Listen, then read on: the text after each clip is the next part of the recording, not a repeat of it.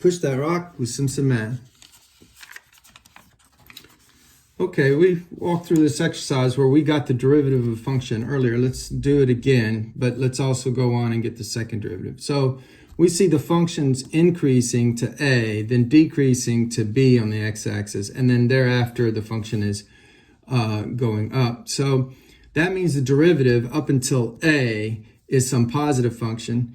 It's negative from a to b because that's the interval over which the function is decreasing. So it's negative in here, and then it's positive thereafter. And it's 0 at a and at b. So it's 0 here and here, but positive 2 here, negative in here, and then positive thereafter. Okay, we did that on an earlier video. So there's the derivative. But now what we want to do is get the second derivative. Oh, well, clearly at some point about right here, somewhere in the middle of a and b, and if this is truly a quadratic, it'd be directly in the middle. But somewhere in here is some point, let's call it C, where the derivative of the derivative would be 0.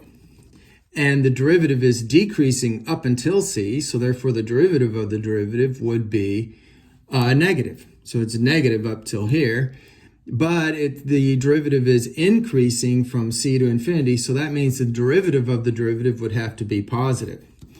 So here is the derivative of the derivative, otherwise known as the second derivative.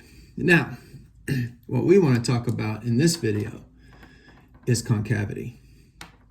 Concavity is this type of behavior here. This is concave down, and then this portion of the graph is concave up. I might ought to draw some other pictures of concavity. That's not the only way it can look, but there's only two types. There's concave down, and then there's concave up. Notice wherever the function is concave down, the second derivative is negative, because this point correlates with that C. And wherever the function is concave up, the second derivative is positive. So that gives us another theorem that's going to help us a whole lot in curve sketching. Now, before I go to the theorem, I do want to let you know that concavity can look different. Like here is an example of concave up. Here is an example of concave down.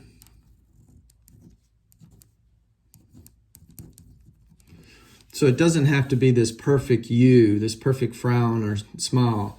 It can be something like this. But let's go to our theorem. Concavity theorem. You really must understand this. It's not quite as crucial as behavior theorem, but it's pretty crucial. Wherever the second derivative is positive, over any interval where the second derivative is positive, then the function is going to be concave up over that interval. See, we saw that over here. The second derivative, this is only one example, not a proof, but anyway, over this second derivative is positive, and the function was concave up over that same interval. So if the second derivative is negative, however, remember the second derivative was negative from negative infinity to C, and the function was concave down over that interval from negative infinity to C, and that's what the theorem says. If the second derivative is negative over some interval, then the function will be concave down over that interval. Start by memorizing this, draw some pictures, make sure you understand why it's true, so even if you don't, when you forget the memorization, you can just sketch it out like I just did and be able to state it. Because this is, again, is going to be very important. Math made simple is Simpson Math.